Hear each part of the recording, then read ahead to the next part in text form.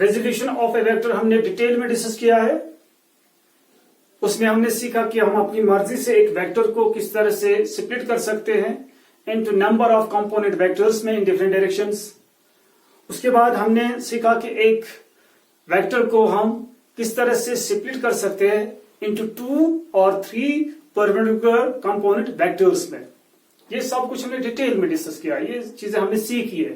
ठीक है, अब आज हम कुछ सिंपल न्यूमेरिकल प्रॉब्लम्स सॉल्व करेंगे based on resolution of a vector.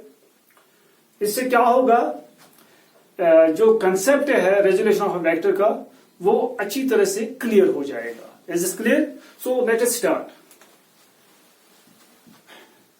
Problem number 1, suppose a force of magnitude 20 Newton is inclined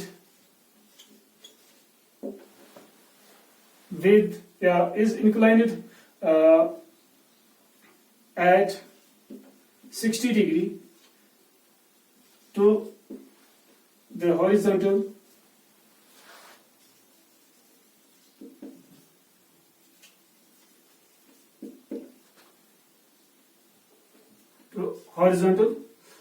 okay,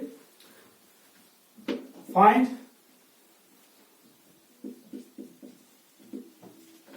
its vertical and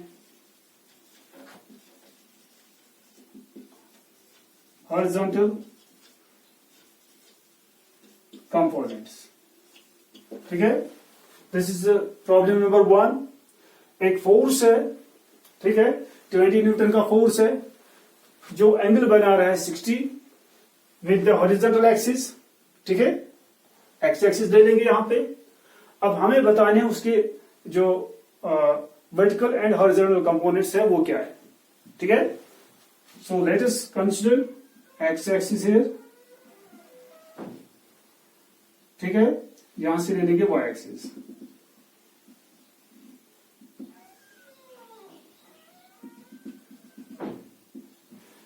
this is X axis and suppose this is Y axis. Here is origin O. तो यहां पे एक force है 20 Newton का। यहां से arrow draw करेंगे हम, फोर्स वेक्टर। मान लीजिए F is the force vector and it makes an angle 60 with what? With horizontal. This is the horizontal axis, इसके साथ ये यानी x axis इसके साथ 60 डिग्री एंगल बनाता है। ठीक है, ओके। एंड नाउ अब हमें क्या बताना है, इसके यानी कि दो परपेंडिकुलर कंपोनेंट्स क्या है, यानी कि रेक्टेंगुलर कंपोनेंट्स के बताने हैं। One along x axis, second along y axis, horizontal component and vertical component। Okay, चलिए बहुत ही सिंपल है। This is the force as you know that. इसको रिजॉल्व करने के लिए हम क्या करेंगे, we will drop two perpendicular axis, one on x axis, second on y axis. जो ये वाला इंटरसेप्ट है it will represent one component, x component of the force या horizontal component of the force. ये जो दूसरा इंटरसेप्ट है it will represent vertical component of the force और Y component of the force F. ये F x and F Y हमें बताने क्या है। Is this clear? ओके, अब इसके लिए हम क्या करेंगे, यहां पे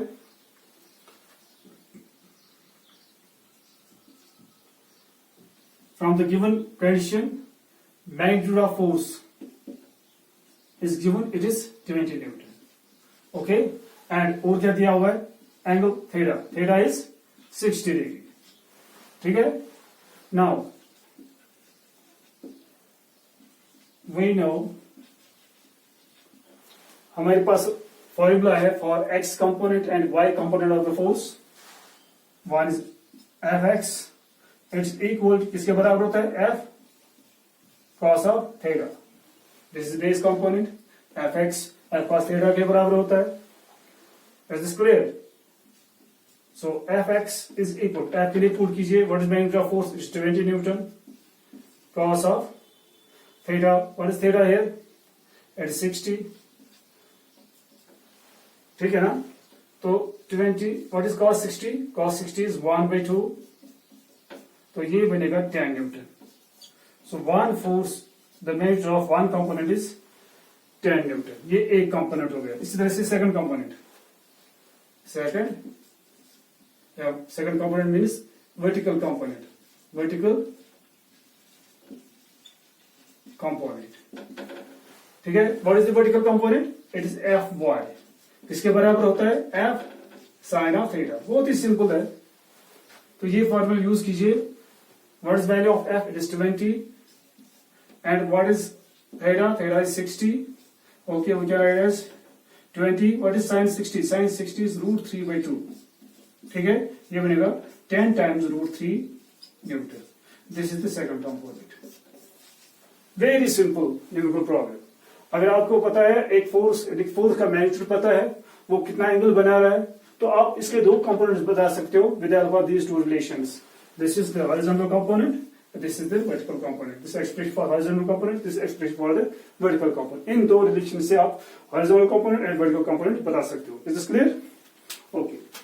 इसी तरह से अब numerical problem second. Number 2, second, a force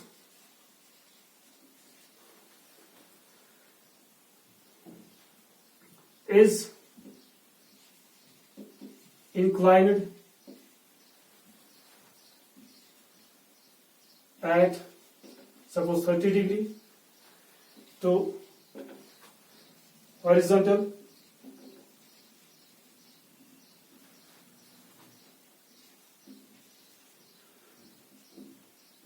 if it is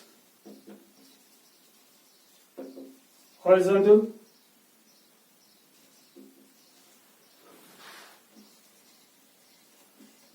component is 20 Newton,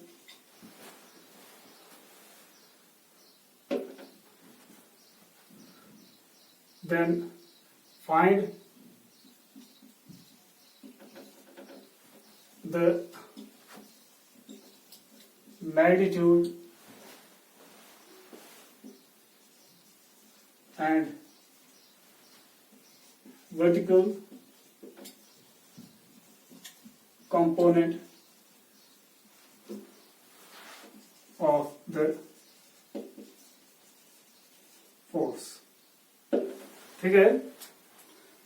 तो ये सेकंड न्यूमेरिकल प्रॉब्लम है, बहुत ही सिंपल है. एक फोर्स है, force vector, it makes an angle 30 with the horizontal. ठीक है? अब इसके दो रेक्टेंगल कंपोनेंट्स है, vertical component, horizontal component, vertical component. ठीक है? इसका जो हॉरिजॉन्टल कंपोनेंट है उसका magnitude 20 newton. So we have to find out what it is vertical component. इसका वर्टिकल कंपोनेंट हमें बताना है और जो फोर्स है उसका मैग्नीट्यूड कितना है. Is this clear? तो what we do here, we will draw two perpendicular axis. First two perpendicular axis, क्योंकि यहाँ पे टू हमें क्या करना है, वेक्टर को इसको रिजॉल्व कर रहे हैं टू परपेंडिकुलर कंपोनेंट वेक्टर्स, इसलिए टू परपेंडिकुलर एक्सिस की जरूरत यहाँ पे है. This x axis and this is y axis. Here is the origin. Now draw a vector, force vector from the origin. Suppose this is the force vector.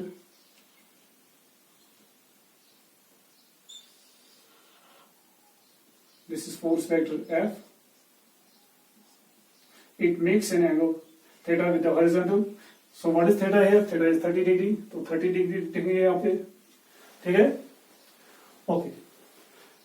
अब इसको resolve करना है into two perpendicular components. तो यहां से perpendicular draw करेंगे on x axis, यहां से दूसरा परपेंडिकुलर ड्रा करेंगे ऑन वाई एक्सिस. जो यहां इंटरसेप्ट है अलॉन्ग एक्स एक्सिस, ये इसका एक कंपोनेंट होगा, दैट इज एक्स कंपोनेंट. और यहां से जो दूसरा इंटरसेप्ट है इन वाई डायरेक्शन, तो ये इसका दूसरा कंपोनेंट होगा F Y.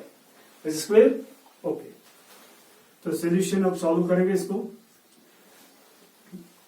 what are the given conditions? Theta. सबसे पहले theta is 30 degree and the magnitude of one component, that is horizontal component is fx. इसका magnitude भी दिया हुआ है, it is 20 Newton. Okay, and we have to find out here magnitude of the given force. It is to be determined. ठीक है ना, जो force है उसका मैग्नीट्यूड क्या है वो हमें बताना है. एंड वर्टिकल कंपोनेंट इसका जो है एफ ऑफ वाई वो भी हमें बताना है. Is it clear? बहुत ही सिंपल है. वी नो हमें एक मैग्नीट्यूड बताना है और इसका वर्टिकल कंपोनेंट बताना है. ठीक है, मैग्नीट्यूड ऑफ द फोर्स. हमारे पास रिलेशन है for the x component. F x किसके बराबर है? F cos of theta. Is it clear?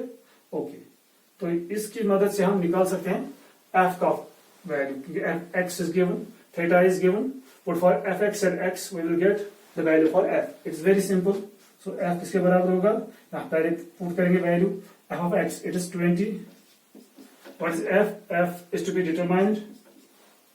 Cos of theta is 30. So we can write here f is equal to 20 divided by cos of 30. 20 divided by, what is cos of 30? That is root 3 divided by 2. So we can write as f is equal to, ये ऊपर जाएगा, ये बनेगा 40 divided by root 3 newton. ठीक है, इसको और भी सिंपल कर सकते हैं. मल्टीप्लाई करेंगे ऊपर रूट 3, नीचे करेंगे रूट 3 से मल्टीप्लाई. उस तरह भी कर सकते हैं, या ऐसे ही रहने दीजिए, इस तरह भी रख सकते हैं, या इसको मल्टीप्लाई कर सकते हैं. अंडर रूट ऑफ 3 ऊपर से, अंडर रूट ऑफ 3 नीचे से. तो ये बनेगा 40 root 3 divide by 3 newton. This is the magnitude of what? The force which is inclined to x axis at an angle 30 degree. Is clear? Okay. अब इसके बाद हमें बताना है इसका वाई कंपोनेंट. नाउ इसका y component f of y किसके बराबर है? f of sine of theta. ठीक है, अब f आपके पास है, f का वैल्यू क्या है? 40 root 3 divide by 3 into sine of theta. So it is sine of 30 and sine 30 is 1/2. ये 2 यहां से कैंसिल हो जाएगा, ये बनेगा 20 times root 3 divide by 3. This is F y. This is clear? This is one component, यानी कि vertical component, and this is the horizontal component. It is given, it is 20 newton. This is clear to you? Okay, तो ये इसका इस तरह से vertical component निकला है. वर्टिकल कंपोनेंट, एक्स कंपोनेंट पहले से ही दिया था, हमने अब इसका वर्टिकल कंपोनेंट निकाला है. Is clear? बहुत ही सिंपल न्यूमेरिकल प्रॉब्लम है. अब इसके बाद problem number 3.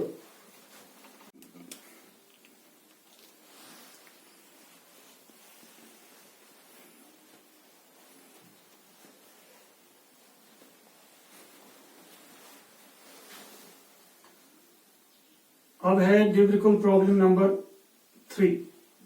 Suppose two vectors are there.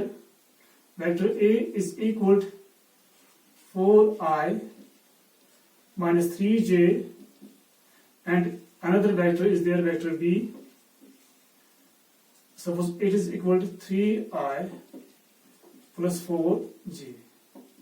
ठीक है, ये जो 4i है, it is x component of vector A. 3j is the y component of vector A. So 4i and 3j are the two rectangular components of vector A. इसी तरह से 3i x component है B का, 4j है y component of किसका? Vector B का. तो दोनों इसके क्या है? rectangular components. अब हमें बताना है नंबर 1 वेक्टर A का यूनिट वेक्टर. इसी तरह से नंबर 2 वेक्टर B का यूनिट वेक्टर. नंबर 3 हमें बताना है unit vector of vector A plus vector B. ठीक है, और हमें बताना है unit vector of vector A minus vector B. ठीक है, तो यहां से इसको सॉल्व करेंगे। The solution from the given condition vector A is equal to 4i minus 3j। बहुत ही सिंपल प्रॉब्लम है ये, आप बहुत इजीली कर सकते हो। And B is equal to 3i plus 4j। ठीक है, नंबर 1 हमें क्या बताना है, यूनिट वेक्टर। तो नंबर 1 के लिए यहां पे सॉल्यूशन है। यूनिट वेक्टर के लिए हमारे पास रिलेशन है जो हमने ऑलरेडी डिस्कस किया। Unit vector of a vector is equal to given vector divide by its magnitude, magnitude of the given vector. Okay, एक वेक्टर को अगर हम उसके मैग्नीट्यूड से डिवाइड करेंगे तो वहां से यूनिट वेक्टर आएगा, यानी कि वहां से यानी कि डायरेक्शन डिफाइन हो जाएगी। Is this clear? सो ये है direction, unit vector of the given vector ए। ठीक है, तो अगर आपको पता है वेक्टर क्या है, वेक्टर तो हमें पहले ही पता है। अब अगर इसका मैग्नीट्यूड भी पता है, फिर वेक्टर को मैग्नीट्यूड से डिवाइड कीजिए, यूनिट वेक्टर। तो सबसे पहले ए हमें पता है क्या है, ठीक है ना। अब मैग्नीट्यूड नहीं पता है, पहले मैग्नीट्यूड डिटरमाइन करना पड़ेगा। ठीक है, now magnitude of given vector A. So, what is the expression for the magnitude of a vector? It is equal to under root of x square plus y square. What is x? X is 4. तो यहाँ पे आएगा 4 square plus 3 square, and it will become under root of 16 plus 9.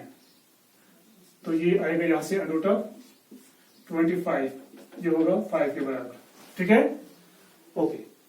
इसी तरह से so therefore unit vector A अब किसके बराबर होगा, given vector is 4i minus 3j।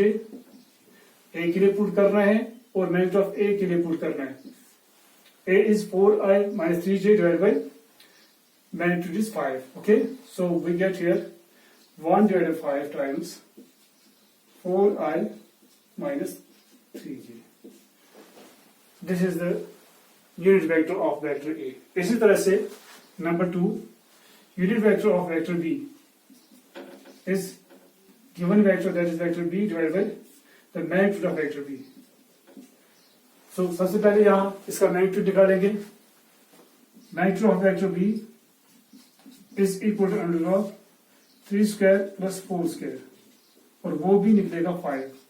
ठीक है, तो देयरफॉर यूनिट वेक्टर और वेक्टर बी इसके बराबर है, वो आएगा 3i plus 4j divide by 5। ठीक है, तो हम इसको लिख सकते हैं 1 divide by 5 times 3i plus 4j। यह है unit vector of the given vector B. Is clear? इस तरह से यूनिट वेक्टर मैंने दिखा दिया किस तरह से निकालते हैं unit vector of A given vector. Okay, अब आएंगे इसके थर्ड पार्ट पर। अब इसका थर्ड पार्ट जो है number 3, unit vector of vector A plus B. पहले हमें ए प्लस बी करना है। पहले देखेंगे ए प्लस बी किससे बराबर है, vector A plus vector B is equal put for A and put for B. A किसके बराबर है, 4i minus 3j plus b 3i plus 4j। ठीक है, so it can be written as 4i minus 3j, ये open कीजिए यहां से, ये बनेगा 3i plus plus plus plus plus plus ही बनेगा 4j। ठीक है, यहां से 4i है, दिस इज 3i, ये इनको ऐड करना है, 4 plus 3i it becomes 7i। ठीक है, इस तरह से 4j एंड 3j आपस में कंबाइन हो जाएंगे। It is this is minus 3 and this is plus 4, ये बनेगा plus j। This is clear? So a plus b is 7i plus 1j। Okay, अब इसी का यूनिट वेक्टर हमें बताना है। ठीक है, सपोज यहाँ पे a plus B is equal to 7i plus j। Suppose it is equal to c, vector c, new vector, एक नया वेक्टर है से। हम क्योंकि sum of two vectors is always a vector, addition of two vectors is always a vector. अगर एक vector को दूसरे वेक्टर के साथ ऐड करेंगे तो हमेशा तो नया वेक्टर बनेगा, थर्ड वेक्टर, वो भी वेक्टर ही होगा। ठीक है, so suppose a plus B is third vector c, तो c का हमें क्या बताना है, unit vector. Then unit vector of vector c is equal vector c divided by magnitude of vector c। Is this clear? शाबाश। So what is vector c? Vector c is this 7i plus j divided by, what is magnitude of vector c? That is under root of x square, that is 7 square, plus इसका coefficient है यहाँ पे 1, तो it becomes 1 square here, तो 7 यहाँ पे बनेगा ये 7i plus j divided by under root of 50, ये बनेगा 50। ठीक है, तो we can write as 1 divide by under root of 50 7i plus g। This is the unit vector of given vector. This gives the unit vector of given vector. This unit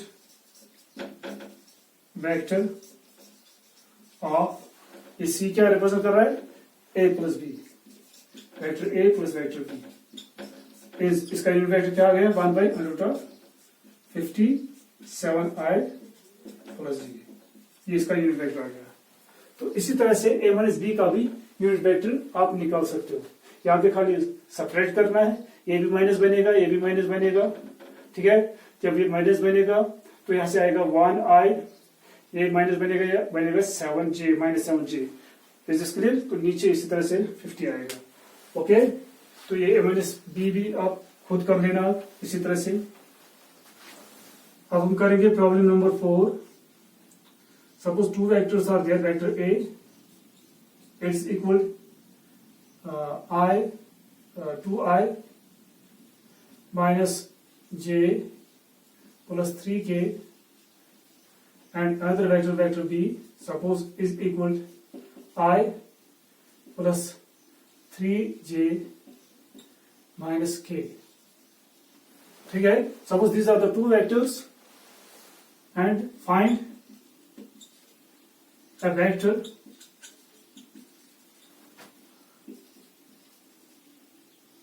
whose magnitude is equal to the magnitude of given vector A, ठीक है, and is parallel to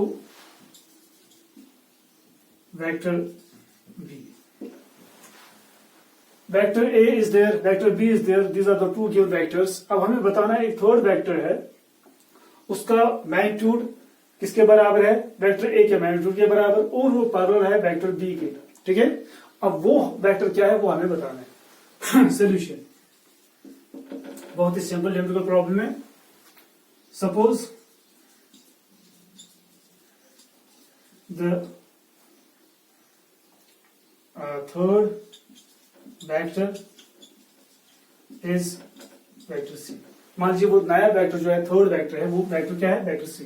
then vector C जो vector है, किसी कोई भी vector, उसका magnitude अलग लिख सकते हैं, उसकी डायरेक्शन अलग लिख सकते हैं। तो यहाँ पे वेक्टर सी है, इसकी डायरेक्शन, इसका मैग्नीट्यूड पहले लिखेंगे, इसकी डायरेक्शन उसके बाद लिखेंगे, पहले मैग्नीट्यूड फिर डायरेक्शन। ठीक है, सेपरेटली इसका मैग्नीट्यूड एंड डायरेक्शन हमने लिख दिया यहाँ पे। Vector C is equal to C into C cap. Okay, C represents magnitude and c cap represents its direction, that is unit vector। okay, अब यहां पे from the given condition जो नया वेक्टर है, थर्ड वेक्टर, इसका magnitude किसके बराबर है, equal to the magnitude of vector A. Since from the given condition magnitude of the new vector is equal to magnitude of the given vector a। ठीक है, और वो किसके बराबर है, what is the magnitude of the given vector A? It is under root of, यहां से आएगा x square, that is 2 square, minus y square that is y का वैल्यू है यहाँ पे 1, दैट इज 1 स्क्वायर, ठीक है, प्लस फिर आएगा 3 स्क्वायर, ये बनेगा under root of 4 plus 1 plus 9, ये बनेगा under root of 14, okay.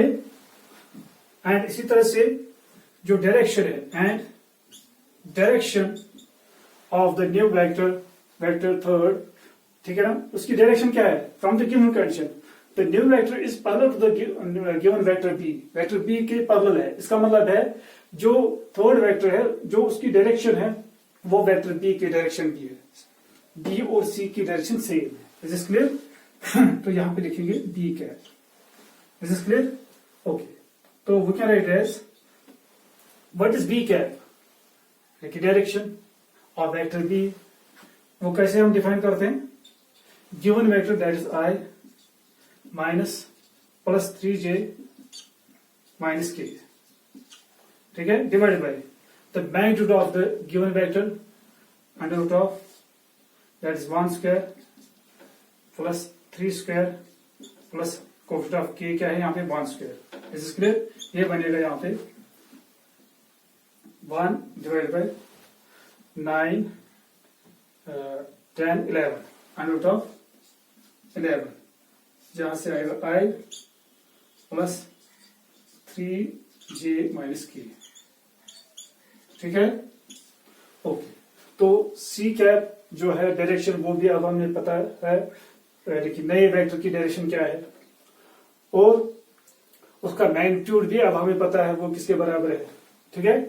So therefore new vector C will be equal, put for C का वैल्यू क्या निकला, under root of 14 into C cap का वैल्यू क्या है 1 divide by under root of 11 into I cap plus 3j minus k, ठीक है। तो we can write as under root of 14 divide by under root of 14 divide by 11, इस तरह से आएगा ये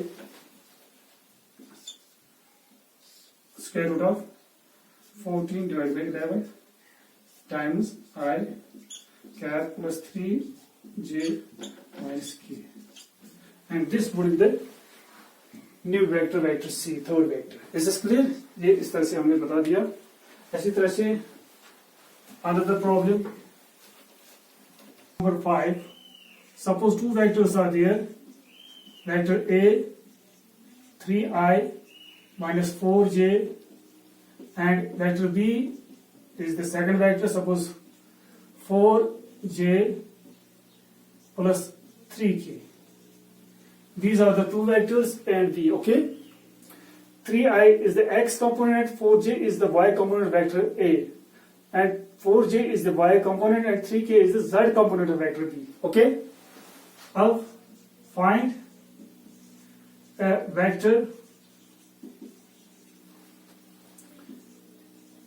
which when added to the resultant of vector A and B, ठीक है, gives a unit vector, gives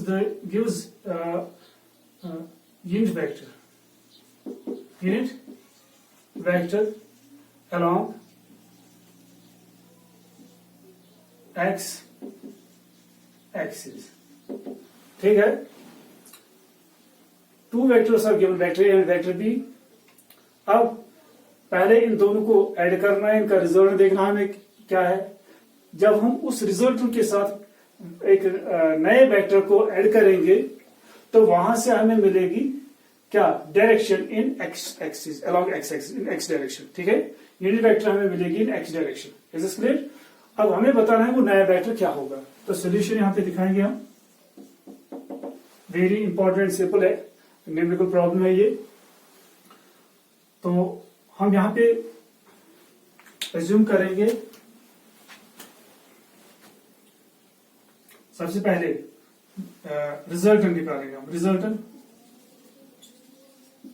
of vector A and vector B, इनका resultant. अब suppose R is the resultant, वो किसके बराबर है, vector A plus vector B के बराबर। So what is vector A, इसके लिए पुट करेंगे 3i minus 4j plus B के लिए पुट कीजिए 4j प्लस 3k। ठीक है, यहां से आएगा 3i माइनस 4j, फिर प्लस ओपन कीजिए, ये बनेगा 4j प्लस 3k। ठीक है, 4j कैंसिल हो जाएगा, we will get 3i plus 3k। This is clear, this is the resultant. तो vector A and vector B का रिजल्ट क्या निकला, 3i plus 3k। This is clear. Okay, अब हमें क्या बताना है, अब हमें एक वेक्टर बताना है। वो कौन सा वेक्टर है, जब हम उसको इस रिजल्ट के साथ ऐड करेंगे हमें क्या मिलेगा, unit vector in x direction. ठीक है, तो यहां से दिखाएंगे। Now suppose C be the new vector, वो वेक्टर मान लीजिए सी है। ठीक है, ओके, जब हम इस सी वेक्टर को इस रिजल्ट के साथ ऐड करेंगे तो वहां से क्या निकलेगा, unit vector. Then C plus R, इस नए वेक्टर को रिजल्ट आर के साथ ऐड करेंगे, इस इक्वल टू वहां से क्या निकलेगा, unit vector along x axis. तो what is the unit vector along x axis, it is I cap. What is unit vector along Y axis, it is J cap. What is unit vector along Z axis, it is K cap. तो यहां पे unit vector along x axis मिलेगा हमें, that is I cap. ठीक है, okay, now what is C, C is to be determined. So what is R, R is 3i plus 3k is equal i. C is equal, इसको shift कीजिए यहां पे, we will get i minus 3i minus 3k। ये भी minus जाएगा वहां, ये भी माइनस जाएगा वहां जब हम शिफ्ट करेंगे। So you will get i minus 3i is minus 2i minus 3k। This is the vector. Is this clear to you? एक और न्यूमेरिकल प्रॉब्लम हम यहाँ पे डिस्कस करेंगे, बहुत ही important, last one, 6th one. Let us consider two perpendicular axes, x axis and y axis. This is x axis, this is y axis. Here is the origin O. This is x axis here. This one is y axis. And now consider two force vectors. दो vectors हम consider करेंगे. Suppose one lies in the first quadrant, second lies in the second quadrant. यहां से एक force vector है.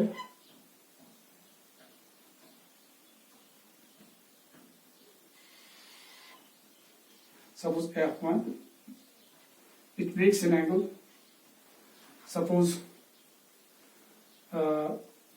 60 degree with x-axis. ठीक है? And another force vector lies in the second quadrant. ठीक है? Suppose this is F2.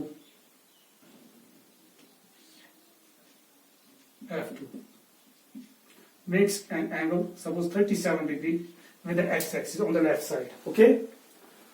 अब इन दोनों वेक्टर्स को ऐड करना है. दो वेक्टर्स या फोर्स वेक्टर्स हमारे पास.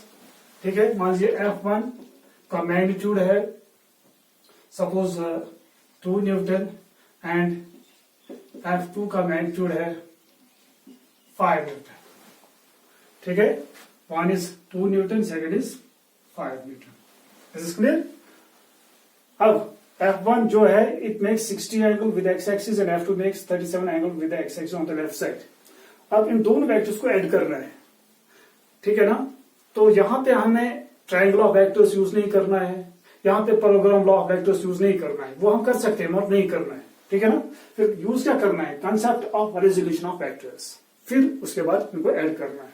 ठीक है, शाबाश. तो इसका मतलब है पहले F1 को रिजोल्व करना पड़ेगा, F2 को रिजोल्व करना पड़ेगा. ठीक है, चलिए first step. Resolve F1 into two rectangular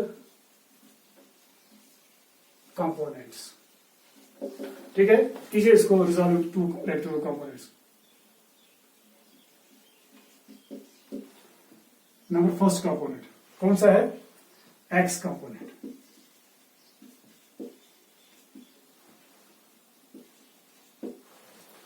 okay, what is x component of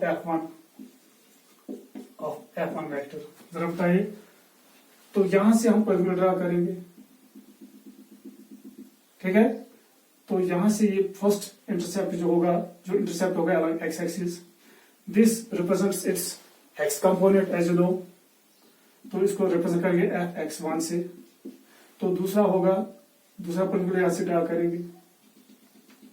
तो ये दूसरा इंटरसेप्ट है along y axis.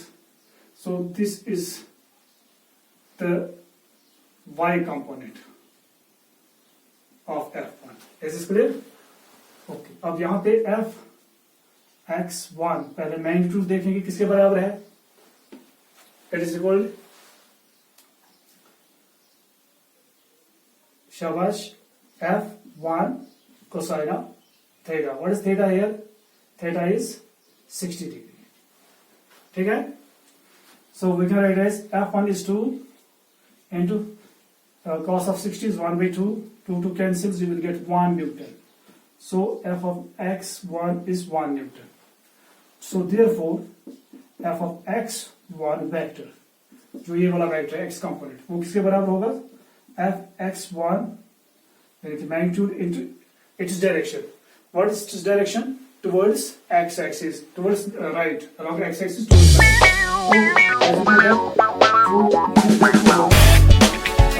So as you know, towards right होगा तो पॉजिटिव i, तो unit vector along X axis towards left होगा minus i से represent करते हैं। ठीक है, इस तरह से j cap unit vector along y axis है। ठीक है ना, ये होगा पॉजिटिव अपवर्ड्स और होगा negative j cap unit vector downwards. Is this clear? So Fx1 जो कंपोनेंट है F1 का, it acts towards right along X axis, तो यहां पे आएगा i कैप।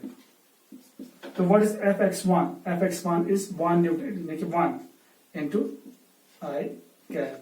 सो Fx1 आएगा i कैप के बराबर। This is the one component of what? F1। And अब है y component. y component, what is y component of F1?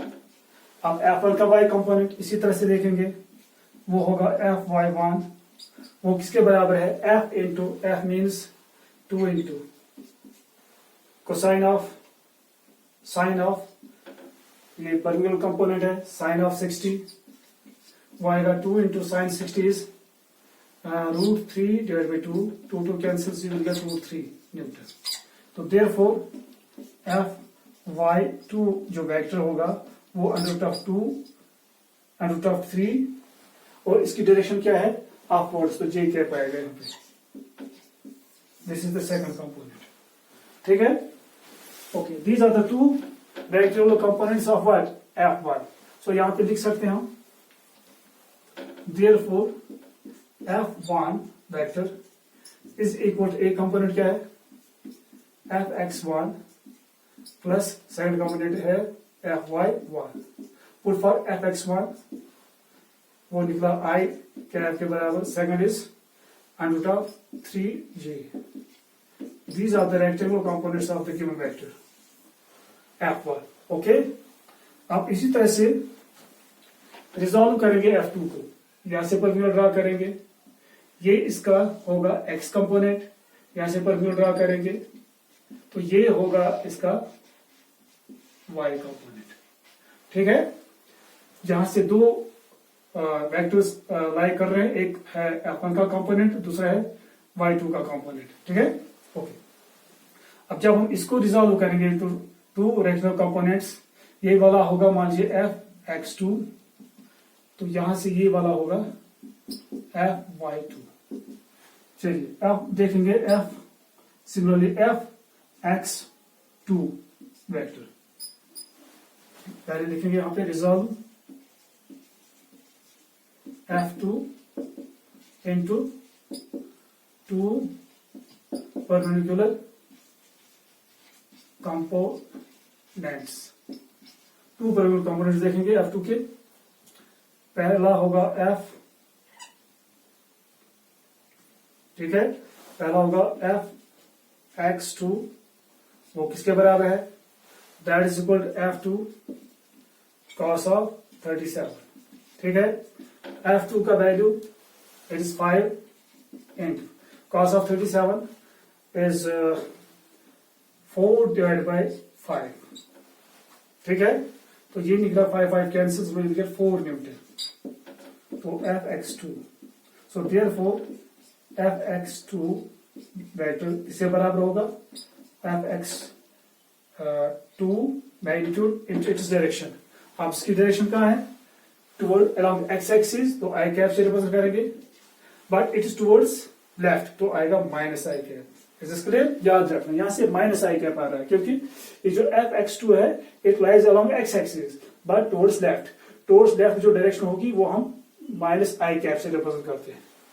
तो यहां पे आएगा fx2 इक्वल टू fx2 का वैल्यू है 4, यहां पे आएगा -4 आई कैप। Is this clear? ये हुआ एक कंपोनेंट।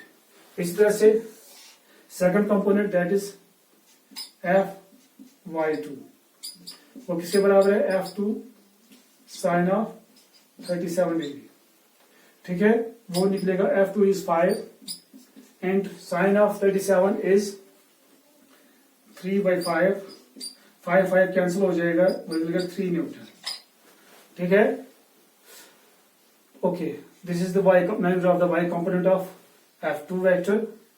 सो देयरफॉर fy2 वेक्टर किसके बराबर होगा, 3 इंटू इट्स y कंपोनेंट, ऊपर की तरफ है तो j कैप से रिप्रेजेंट करेंगे, plus j cap. Is this clear? This is the y component.